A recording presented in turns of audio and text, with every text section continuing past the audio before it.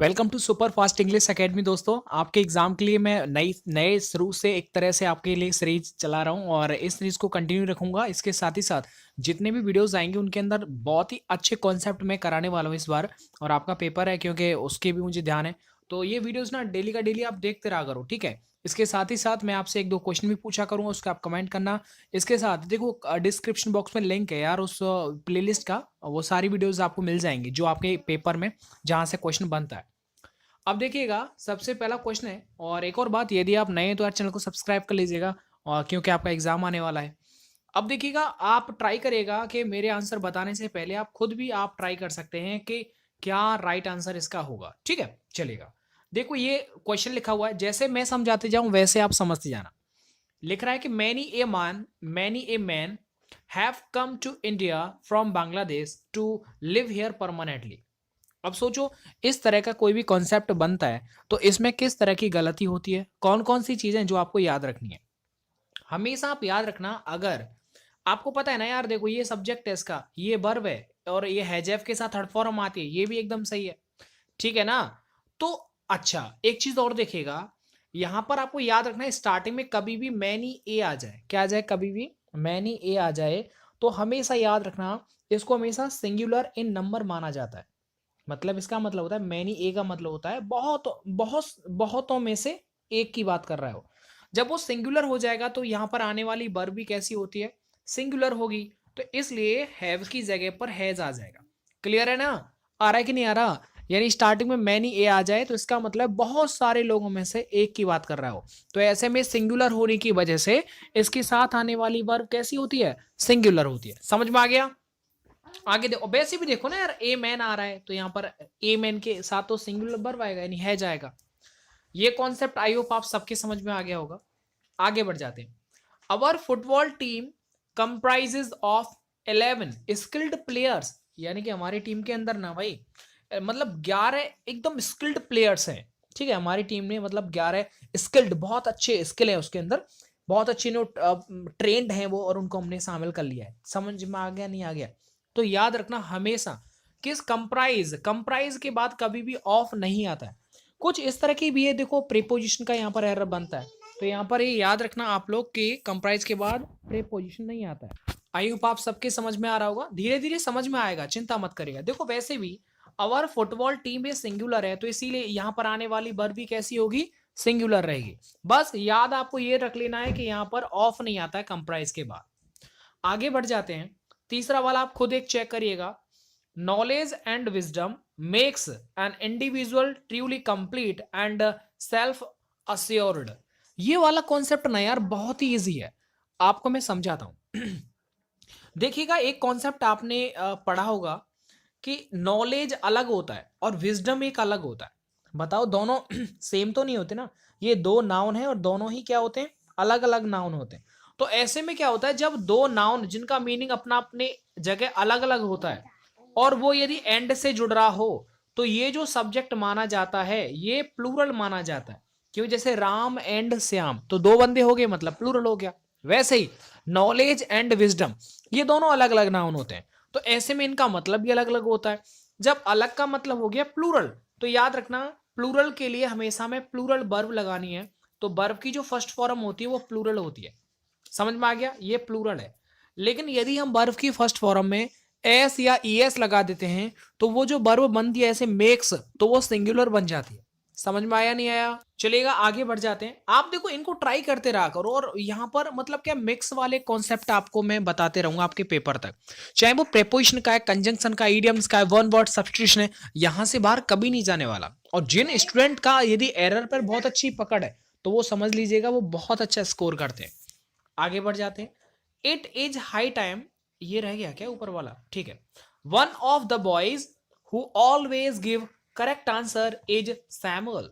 अब इस वाले कॉन्सेप्ट को आप समझिएगा, बहुत प्यारा कॉन्सेप्ट है। देखिएगा, स्टार्टिंग में आपको एक चीज समझ में आ रही होगी, यानी कि वन ऑफ द वॉइस जो लिखा हुआ है, इसके बाद यहां पर देखो WHO, यानी हु क्या है, ये कि कंजंक्शन है। समझ में बात आ रही नहीं आ रही, धीरे धीरे आ जाएगा, ज्यादा टेंशन मत लिया करो। अगर कोई भी कॉन्सेप्ट आपके समझ में नहीं आया करे तो कोई बात नहीं है।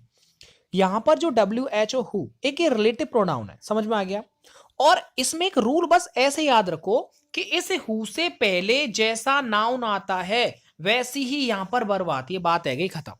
अब ये देखिएगा, हु से पहले वन ऑफ द बॉयज यानी लड़कों में से एक की बात कर रहा है वो, और जब एक की बात कर रहा होता है तो ऐसे केस में इसका मतलब है कि हु के बाद जो वर्ब आएगी वो सिंगुलर आएगी।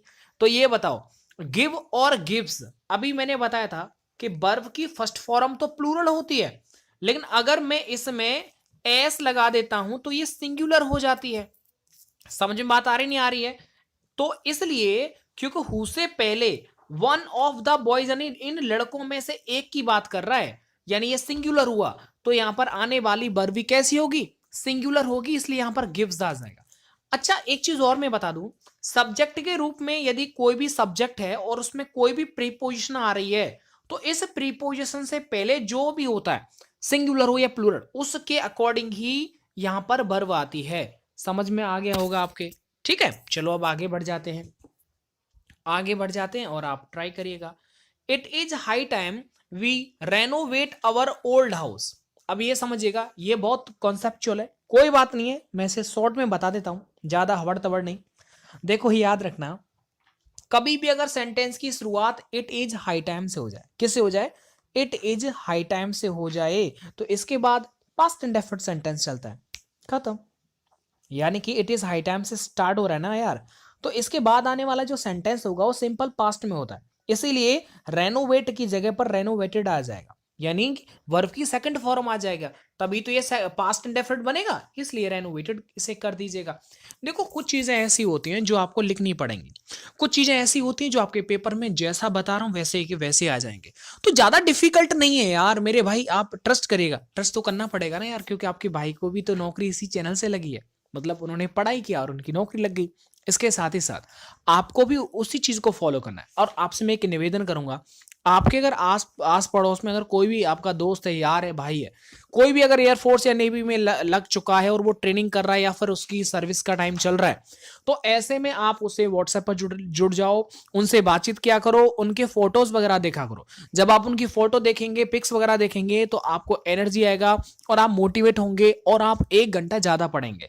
इसलिए हमेशा याद रखो, अपने आप को यदि आपको मोटिवेटेड रखना है, आग को जलाए रखना है, तो एक तो होती है बहुत तगड़ी भूख और एक होती है थोड़ा बहुत, यदि नींद भी आएगी ना यार, तो उस फोटो को ना अपने वॉलपेपर पे लगा के रखना, हमेशा जब देखोगे तो याद हो जाएगा। एक और चीज मैं बता दूं आपको, यदि आप किसी भी राज्य की, यदि स्टेट की, यदि किसी नौकरी की तैयारी कर रहे हैं, ऐसे में यदि आपको स्टेट का जीके याद करना है तो ये बहुत डिफिकल्ट चीज होती है, ये गलत बात है। हमेशा याद रखो, यदि आप जैसे उत्तर प्रदेश से यूपी का यदि कोई भी एग्जाम है उसकी आप तैयारी, यूपी पीसीएस है, ठीक है, तो ऐसे में यूपी ऐसा ही है, तो ऐसे में क्या है कि आपको हमेशा यूपी का जो मैप होता है ना यार, यूपी का, मध्य प्रदेश, राजस्थान का, वो आपको वॉलपेपर में लगा रखना है। तो जब आप उसे प्रैक्टिस करेंगे, खुद हाथों से बनाएंगे, तो यूपी जीके में जो भी प्लेसेस हैं, जो भी जिले हैं, वो सब आपको याद हो जाएंगे, तो आराम से आप यूपी का जीके या फिर किसी भी राज्य का जीके याद कर सकते हैं। चलो अब आगे बढ़ जाते हैं। तो इट इज हाई टाइम के बाद सेकंड फॉर्म आता है, मतलब सिंपल पास्ट। आगे देखिए, headmaster has instructed the teacher to follow the rules of the school. बहुत ही ज्यादा सिंपल है, कोई दिक्कत नहीं है।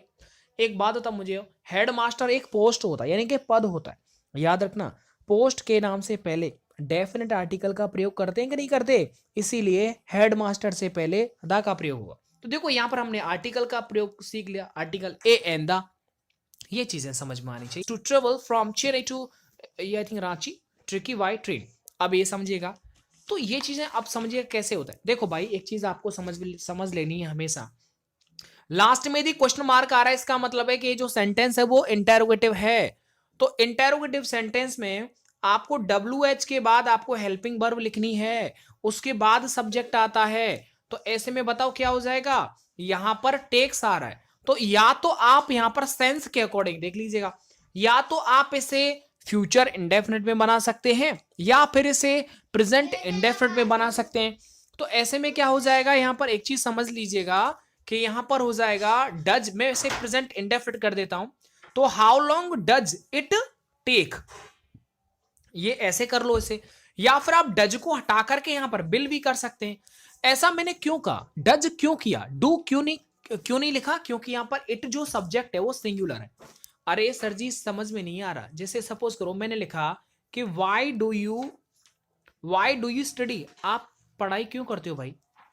अब ये इंटेरोगेटिव है क्योंकि क्वेश्चन मार्क आ रहा है, तो डब्ल्यू एच के बाद हेल्पिंग वर्ब आएगा, तो जो ये हेल्पिंग वर्ब है ना ब्रो, वो इस सब्जेक्ट पर डिपेंड करती है, इसीलिए इस सब्जेक्ट के अकॉर्डिंग यहां पर वर्ब आती है। आगे बढ़ जाए भाई साहब, कोई टेंशन वेंशन मत लेना। देखो एक चीज और मैं बता दूं, कुछ मतलब हल्के दिल वाले होते हैं ना यार, मतलब उनको अगर समझ में नहीं आया ना, अरे बंद करो वीडियो वीडियो चलो, ऐसे नहीं होता। आपको गिव अप नहीं करना है। गिव अप कोई भी चीज हो, अगर गिव अप किया तो मतलब कोई बेनिफिट नहीं होगा। One should respect the religious of others as much as is own. ये बहुत सिंपल है ब्रो, देखिएगा हमेशा मैंने बताया कि भाई वन के साथ अगर पजेसिव की बात किया जाए तो हमेशा वन के साथ अपना के लिए हम वंस लगाते हैं। मतलब one should respect the religions of others, मतलब as much as as one's own. जिस तरीके से हर इंसान अपने खुद के रिलीजियस धर्म को जितना सम्मान करता है ना, वैसे ही हमें दूसरों के धर्म का भी सम्मान करना चाहिए। एकदम सत्य बात है, आई अग्री। तो ऐसे में क्या हो जाएगा भैया, तो यहां पर क्या हो जाएगा, हिज की जगह पर वंस आ जाएगा, ठीक है, क्योंकि वो सब्जेक्ट की बात कर रहा है। आगे देखिएगा, on a holiday I prefer reading story books than visiting my friends.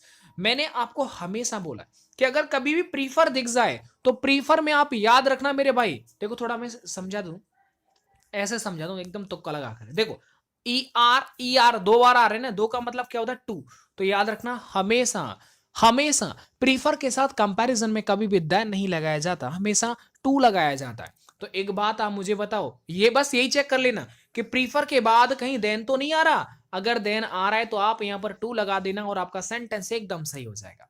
आ रहा है कि नहीं आ रहा, बोले सत्यनारायण भगवान की जय।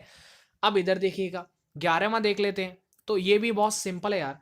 I was laying down when the door well ring. इसका मतलब पता है समझ में क्या है, देखो इसका मतलब है कि जब दरवाजे की घंटी बजी तब मैं अंडे दे रहा था। ये मतलब इसका, बताओ ये पॉसिबल हो सकता है क्या, अंडे वंडे इंसान थोड़ी देगा। तो याद रखना ये दो स्पेलिंग्स इतनी खतरनाक है यार, कि एक चीज मैं आपको बताऊं, सेंटेंस में ना कभी भी भाई ये लेंग वगैरह ऐसा दिख जाए ना, मैक्सिमम 95% एरर इसी में बनती है।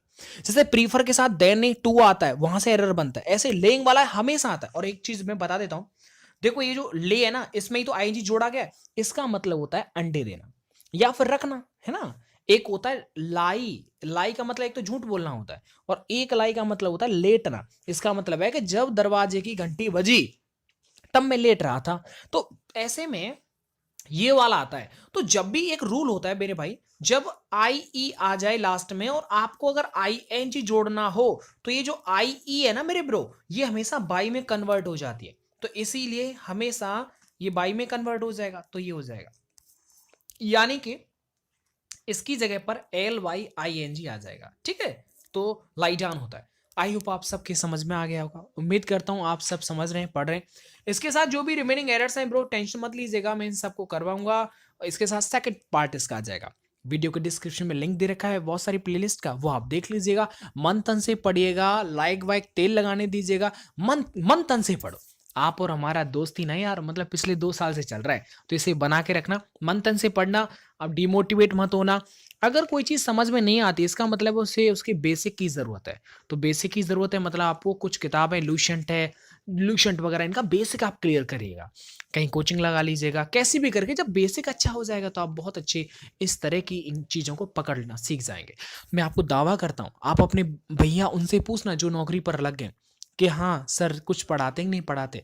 भाई देखो आप यहाँ पढ़ने के लिए आते हैं, आपको पढ़ाई से मतलब है यार। ये श्योर है कि आप चाहे एसएससी का कोई भी पेपर दे लो, सीपीओ तक का यार, सीजीएल का पेपर दे लो, अगर इनसे बाहर कभी चला जाए ना, इन कॉन्सेप्ट जो मैं आपको बताता हूँ, नहीं हो सकता। आप चेक कर लेना पेपर। चलो thank you so much, video को लाइक एंड शेयर करिए।